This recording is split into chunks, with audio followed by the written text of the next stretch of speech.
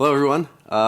Welcome to our talk. We're going to talk about democratizing serverless with open source, cloud agnostic serverless platform.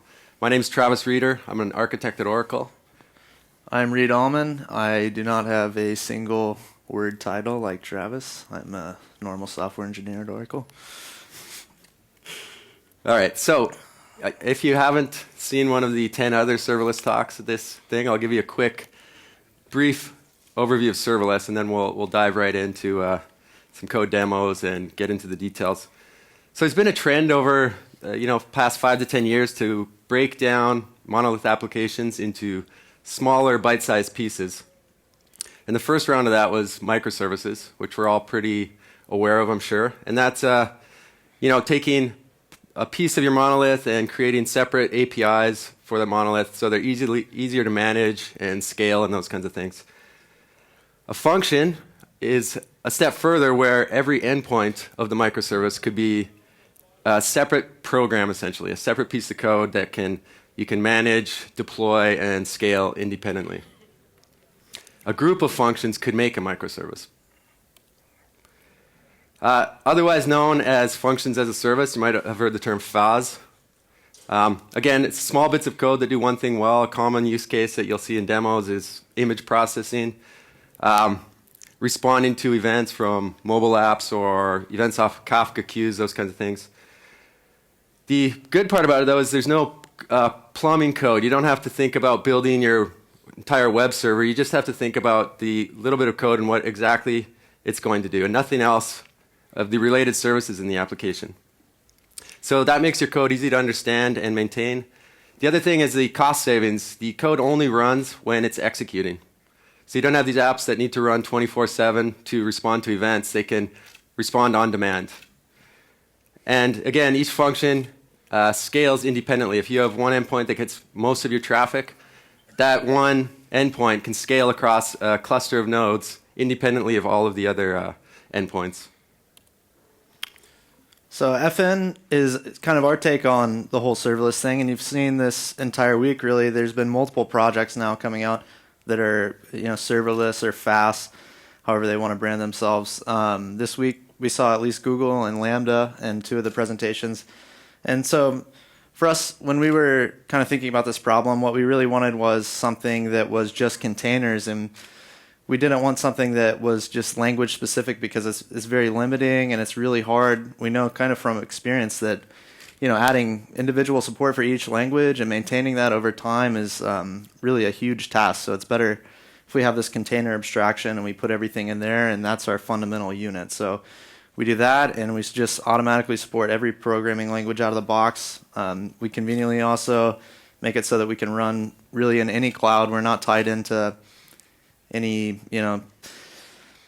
Amazon or Google or Microsoft specific services such as S3 or something, right? So it's open, we can plug into anything, we can run any programming language, and we want it to be really easy for developers, and we want it to be really easy for operators, and those are kind of our core principles when thinking about it. So in general, you can just basically save a lot of money using one of these things, and we want to make it so that people can run this kind of stuff on premise. And we also want to make it a great experience for developers. And so that's kind of how we're different, really. And the main thing is there's no lock-in, and there's no lock-in for developers into specific languages, and there's no lock-in for operators to specific clouds. So that's kind of 2 key things that we have. And we just, I think I went over all this stuff. We put the same thing on 2 slides. And it's open source, not proprietary, so Apache 2 license as well. So I'm going to give you a quick demo we'll do some live coding here. I'll create a couple functions in a couple different languages so you can kind of see how easy it is to write your functions, test them locally, deploy them. So let's just dive right in. So I'm going to do fn-init. This is when you first want to create a function. I'm going to do a Go one first. Sorry. This thing, like, wrists are really cocked up. Anyways, so this is what that code looks like. So it just generated some code. The FN tool, by the way, is our CLI tool. You can go to our GitHub repo, install it quickly, and get this running. So this is a very simple hello world function in Go. I don't know if you're familiar with Go, but this is basically just reading standard in. All the function gets is a standard in, standard out, and standard error at the base. So this is reading standard in, parsing the JSON into an object, and then writing to standard out. And that's the output that the user will get back to the browser. So if I do an FN run on this, this is local testing. So I can do an FN run. You'll see it builds the container and runs the function. I can do things like pipe into that function too. So I'm going to pipe in some JavaScript here. Is this big enough? Y'all see that? Okay, good. So I'm going to pipe in a little JSON object into FN run. And this is essentially exactly what it'll get when it's running on the server too. If somebody posted a JSON request to the FN server, your function will get that JSON, just like this piping mechanism. It also generated a test file. Well, first I'll go with the func.yaml file kind of defines properties of your function. This one, the runtime is Go. The entry point is /func. You can set other things like the memory it requires, the timeout. You can set if it needs to run longer. The default, I believe, is 30 seconds. You can set different formats. The default is what I just showed you, just a straight standard in, whatever comes in. But we also have a couple other formats for better performance, which we'll get into a bit later. Yeah, so there's that. And then it also created this test file. And you'll see this is also non-language specific. So this actually will test the container. So whatever's in the container, as long as it takes the input I'm going to give it, these tests, produces the output I expect, then that's fine. And you could imagine down the road you want to change language on one of these things. You could, as long as the tests keep passing, you're pretty safe to change the language or do something inside your function. So if I do FN test, for instance, you'll see test 1 passed, test 2 passed. So you can have these tests for each of your functions to guarantee the contract, basically. I have an FN server running locally on my laptop, so I will deploy this function too. I'm going to just do local so it doesn't go out to a Docker registry or anything like that. So it basically builds my functions, updates the routes in the application or on the FN server. So now if I do, if I go on my browser and go my app /gofunc, that's what I just deployed. And we have some CLI goodies for this too. I can do, I can test it from the CLI. I can pipe data in to the remote server. Like if I do this and do FN call, this will be actually piping data to the remote API, or not. So you can see it says hello Devoxx now if I pass in the name and the JSON. Otherwise, it's just hello world. So that's for local testing. You saw it deploy. It was pretty simple. And that is actually running on a server. And in the end, I'm going to show you a better live demo. But that's the basic. Oh, sorry. Let's go into a Java function. So we have a really nice Java FDK that a lot of we obviously have a lot of Java people on our team since we're Oracle. So they've made a really nice API. So in Java, you can just define these functions. This one expects a string input. You can actually change these into different types of inputs, and it'll coerce them into objects or different types of things that you want to pass in. So if I go run this one, you can see how simple this is, all right? Like this will be an endpoint. It's only a few lines of code, and in Java, that's pretty impressive. So if I do FN run on this, you see the hello world. If I pipe data in,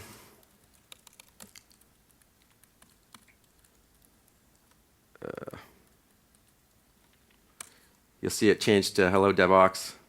So that's the Java function. I'll show you a different one. Oh, it also, our generator will also generate, everything it needs, the POM file, your func.yaml, and also a JUnit test. So you can test your functions through JUnit as well. And you'll see this right here. The second version, this is a POJO function. So you see this one. The difference here, how it gets kicked off in the func.yaml, in this one you'll see the entry point is the POJO function and the greet method. And you'll see in here, we call this greet method. We create this new greeting object, which just has a name and a salutation. Now if I run this one, it'll output that object in JSON.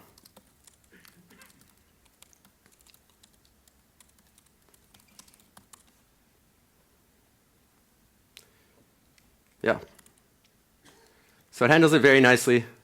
Makes it really easy to write these web services, these microservices. And same thing, all the functions are deployed the same. I just do fn deploy on that, and it will be running live. Actually, I'll show you that. Why not?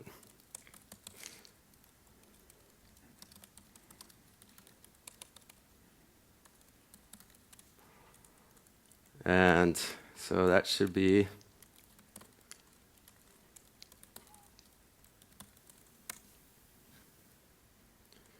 And you'll see the same output.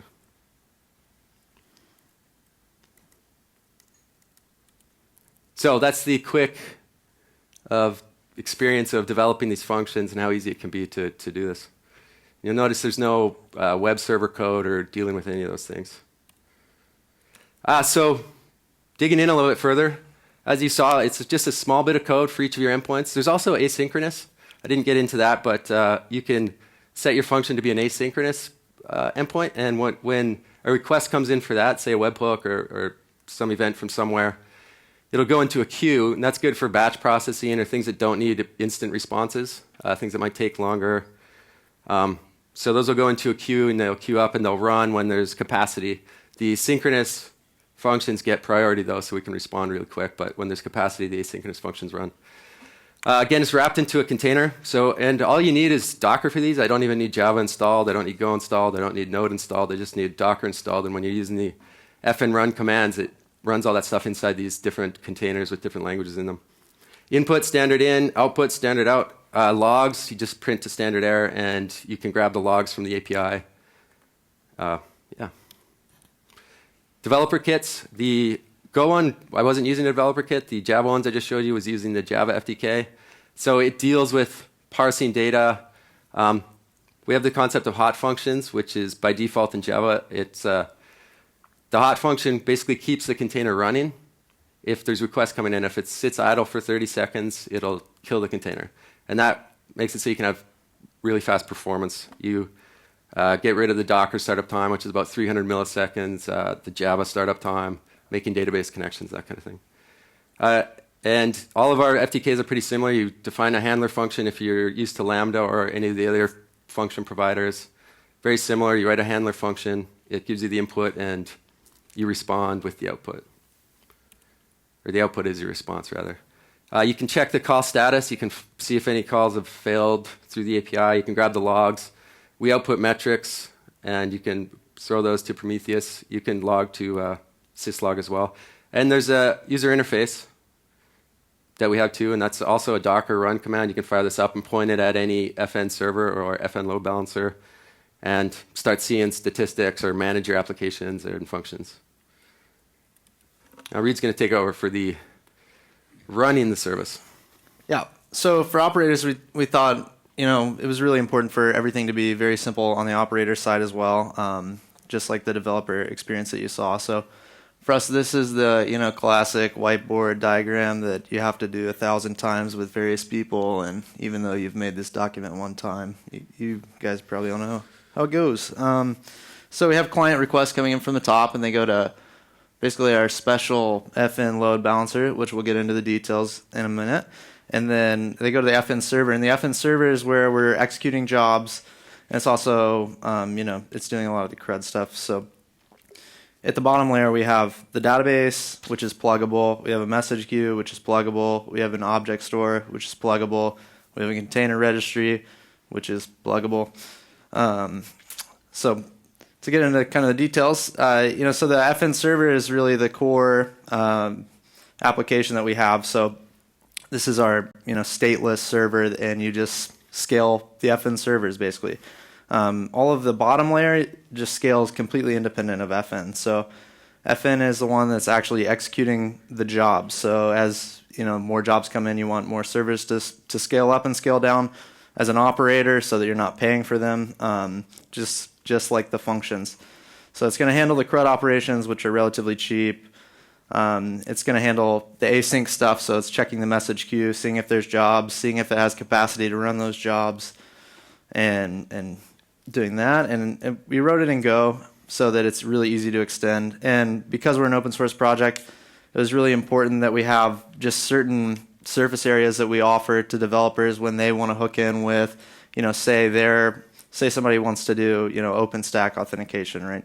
So you can just basically go hook in with the Go client API for the OpenStack auth stuff, stick it in the server, compile the server with that, make an image out of that, deploy that image, and that's kind of how that goes. So the FNLB is kind of a crucial part of our deployment strategy, because we realized pretty quickly that if we just throw a bunch of FN servers behind HA proxy or behind Nginx, things weren't going to work so well. We were going to end up with a bajillion images across all the FN servers, and you may not have a hot container on any one server at any time. So we really needed this specific routing policy so that we can keep track of where hot containers are running, and also kind of how loaded that specific node is for that specific function, so that we can start scaling out.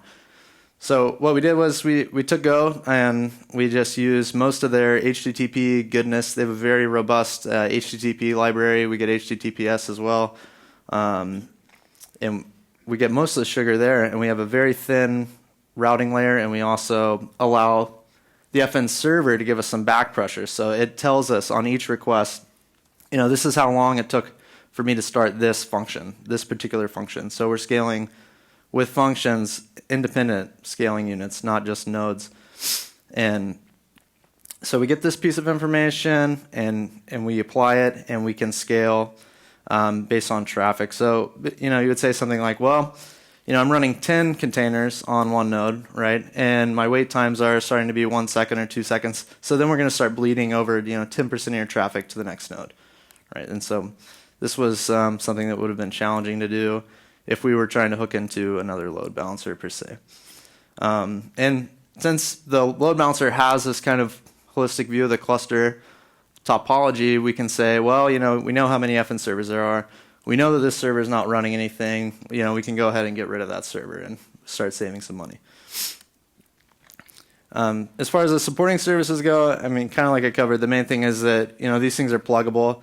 So right now, we're selfishly implementing the pieces that we're actually going to use as a service, but we've left it really easy to hook in for other people that actually get to use Postgres, that kind of thing. So we have that, and the registry piece, Docker has a very good abstraction there, so it's basically just in the URL, and it's really easy to use your own private registry in your own cloud.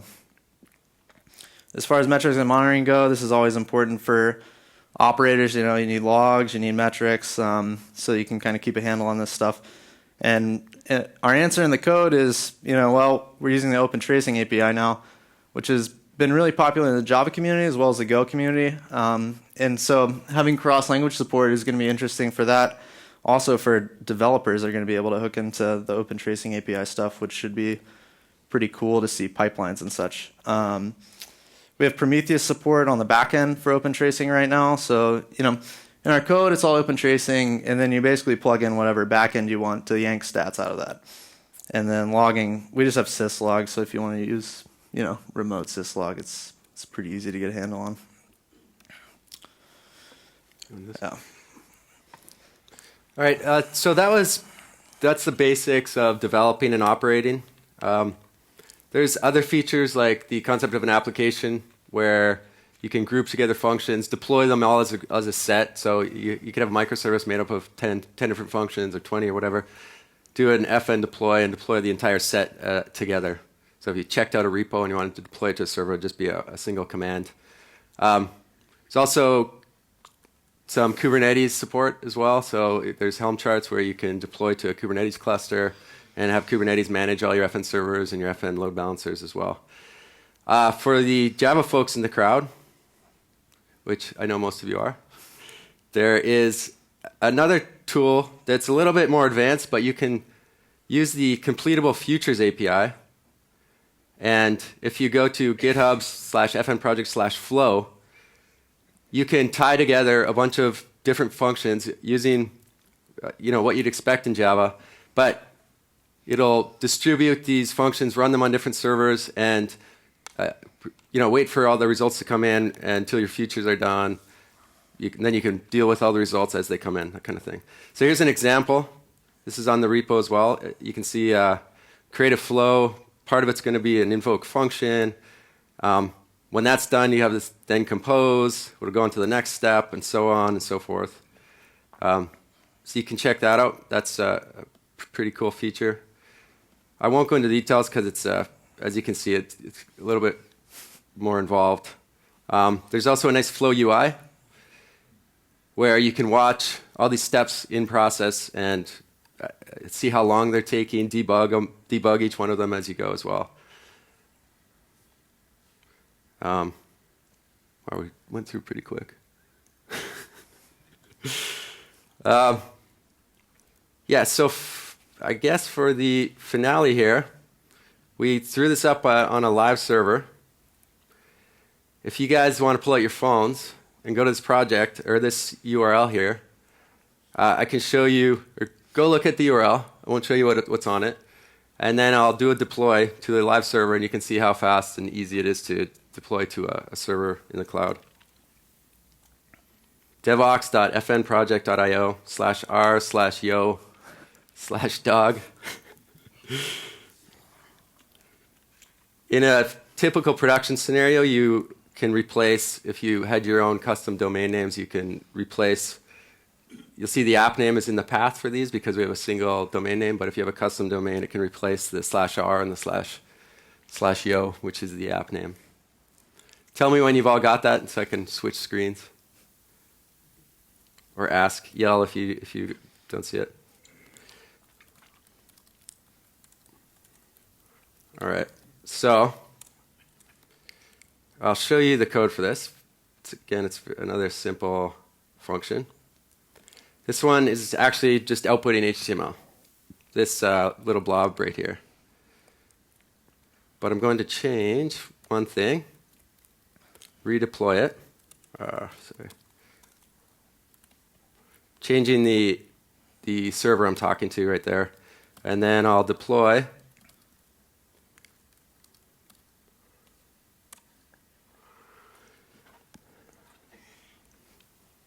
So when you deploy to non-local, it's pushing the image to a registry. Hopefully the Wi-Fi is working. It wasn't working about 20 minutes ago. Good, made it. How many people use Docker here? Okay, good. So you understand what's going on. All right, now do a refresh.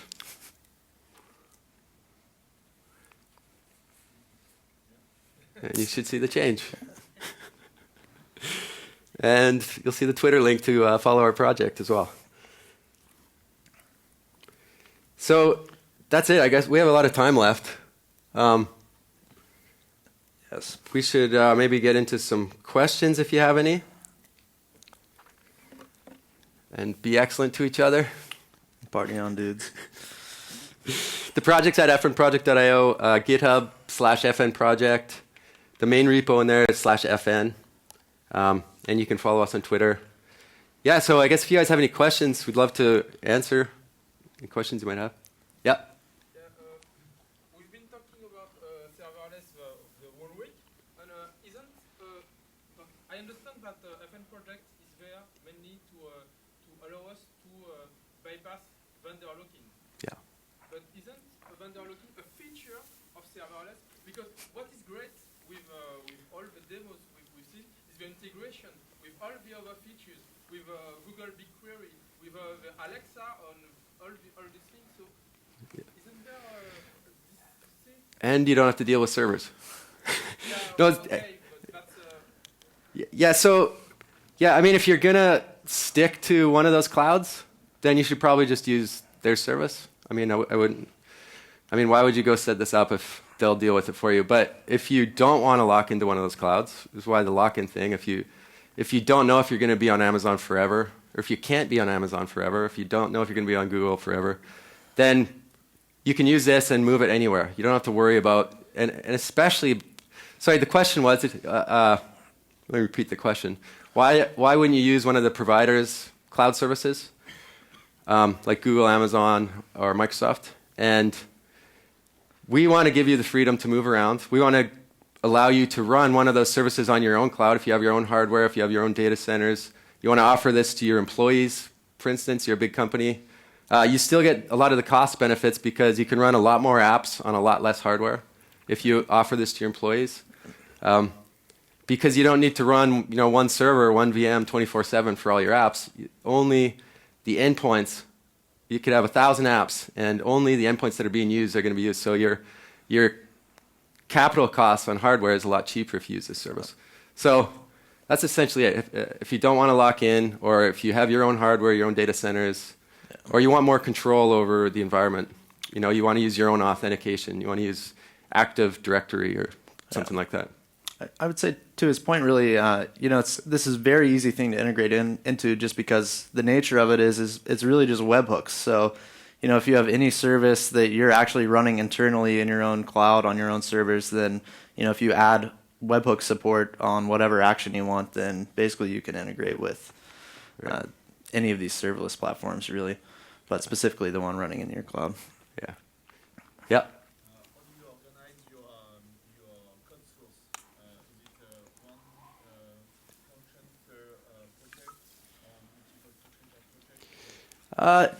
One function per directory, but you probably have a bunch of functions in a single repo kind of thing.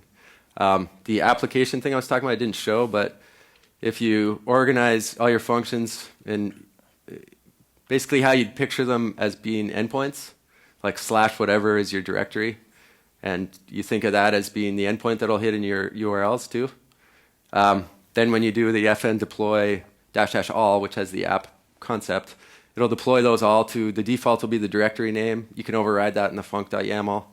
But so you can group all these functions together and have a whole bunch of them in a single repository. So does that mean that if I have a repo and I have 5 functions in it, when I push that to the server, when I deploy that, is it going to create 5 containers for me or just one? So right now, it'll do all 5. We're trying to figure out a way to only find changed ones, but we haven't done that yet. Yeah. The main reason I would go and use serverless, the public cloud was being provided. Yeah. Why would I use it on premise? That's only my hardware. I already have it. Why would you use it on premise? Because you already have your own hardware? Because you can still get the benefits, like I was saying. If you have a bunch of apps running, you could put them all on one server, say, and only the endpoints, only the specific functions that are actually getting any traffic will run, right? So you can cram a lot more stuff onto a lot less hardware. Instead of having a separate VM for every app, and 10 of those apps, or a bunch of those apps aren't even being used, but they're still wasting memory and they're still using hardware even though they're not in use, right? Is this related to a bare metal cloud offering, or is it like independent of that? Right, so this is an open source project, Apache 2. You can run this anywhere. We will most likely be providing this as a service, so you can do a fn deploy to, and it'll go straight to the bare metal cloud. Yep. Yep. If you look at the Java version, use classes. What's the life cycle of such a class? Guarantees? So, what's the life cycle of a class? Typically, you try to write these things to be stateless. So you think of that handle function I showed you. You think of that running and then everything's gone because it might be gone. Like we might forcefully terminate that container because we want to move it to a different node. So you sort of try to think of them as stateless. You can keep a class around if you have a static thing. You can put static classes or variables. And that's typically good if you're opening up an expensive database connection. You can store those and reuse them for each, instead of reopening the database connections and things like that. But typically, I think for the classes and stuff you're using in the function, you probably want to assume they're gone after the function runs. I was thinking about these database connections. Yeah, okay, so yeah. So typically you think of functions as being stateless, but you can keep some state around if you want to, just by using the language features. Yeah. And again, if a container sits, or if a function sits idle for 30 seconds by default, it'll be terminated. So another function can take its place. Yep. Two questions. Any plans to integrate with Kubernetes? And question two is, what about real debugging, like breakpoints? I'll answer the Kubernetes one. There's no plans to tie tightly into Kubernetes. We fully support operating this with Kubernetes. It's a layer above Kubernetes. This is for the developers that don't. Kubernetes is for essentially managing containers on infrastructure. You're thinking about infrastructure, and functions, you're not really thinking about infrastructure at all, as a developer anyway. But as an operator, I mean, we tell people to use Kubernetes to manage it. And hopefully we'll have hooks into Kubernetes, like events that come out of Kubernetes. You can kick off functions, things like that, which is what Amazon and these other services have. When things happen, you can fire off function events. And the other question was? Debugging. Debugging. You want to talk about that one? Yeah, so actually we've mostly just been talking about it at this point, really, I would say, with respect to, running GDB-like debugging. We were speaking with basically Java people. They want that feature, and so, print line debugging isn't really going to make them happy. So for us, it's like a client thing. We're going to hopefully have some answer there, but really concretely, nobody has come up with any way that they necessarily like. Specifically, when you think about composing these things and adding breakpoints into compositions. So you have functions spawning functions, and you want to add breakpoints to that, and you want to see the root of where it actually came from, right? So our Flow project is trying to address some of those concerns around debuggability, and you'll get great kind of tracing, and you can get stacks, and it'll show, where you basically would set up a chain. You would say, this function, so A calls B, calls C, calls D, right? And if B fails, then you can see that C and D don't get called. And we actually have, the UI kind of got shown, but it was just, you saw the spans, but it has a kind of debuggability page as well. So you might check out the Flow project. But currently there's no support for breakpoints and those Yeah. types of debugging tools. Be cool to have, for sure. If anybody wants to help out, pull requests welcome.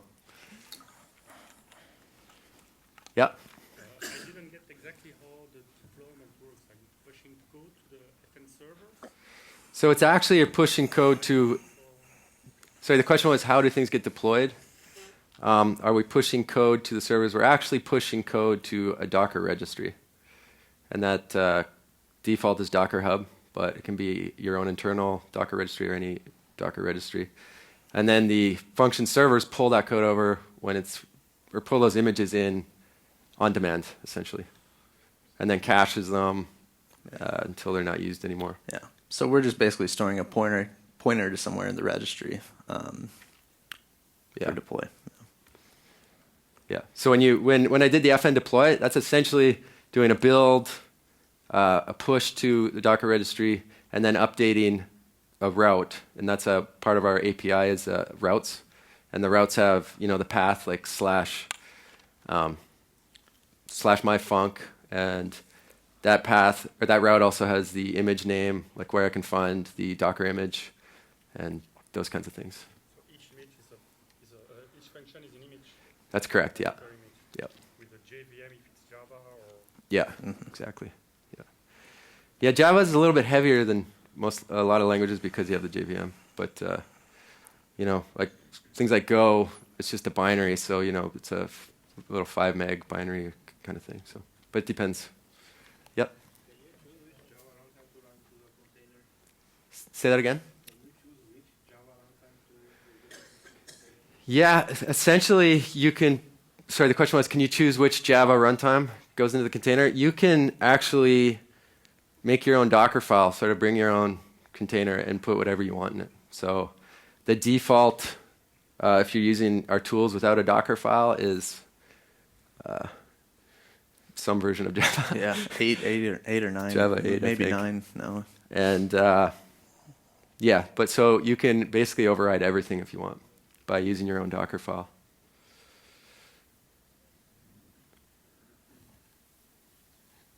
Any other questions?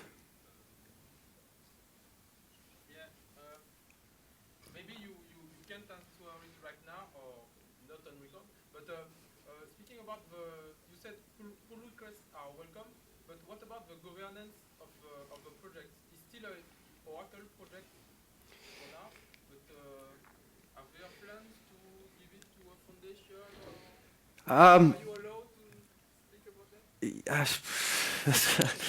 It's Very likely no. Yeah. yeah. There's no certain plans. We kind of are trying to just be sort of fast and aggressive as the project's early. This just got released at Java 1 just over a month ago.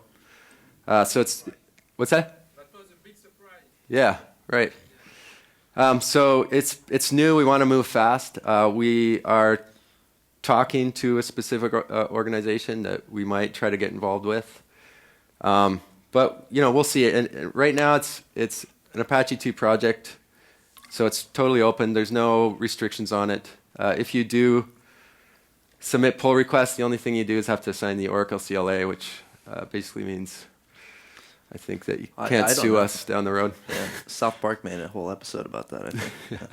But that's it.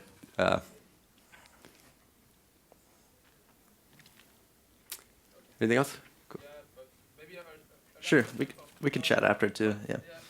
The project itself is really, really interesting. But what, on your personal opinion, okay? Yeah. Will make or break this project? What do you need to, beside adoption, of course? Yeah. Maybe new features, or one essential new features, or vendor adoption. What do you think of Well, my opinion, as with probably any project, is adoption. Right? I don't think we're lacking anything severely required. There's a lot of things we want to add, but it works out of the box. I think an authentication story is probably something we need to solidify soon. Right now, like we said, you can do it through. We have a middleware plugins and different ways to extend it yourself, and we're kind of leaving it up to users of the project to add their own authentication through middleware and stuff like that. And eventually we'll probably have these modules that you can plug in easily. Yeah. So For me, I think with serverless, it's such a nascent technology, really, that right now I don't know that there's really huge user bases that are using this for their primary applications in whatever kind of business they're running. So I think people talk about ETL processing, they talk about building their web apps, and everybody mostly right now is just kind of talking about it theoretically. So it'll be really interesting to see the use cases where it starts becoming prevalent and there starts becoming more of an ecosystem there. And for me, the most important is basically where does serverless go, I think, and we'll kind of adjust to that. Yeah.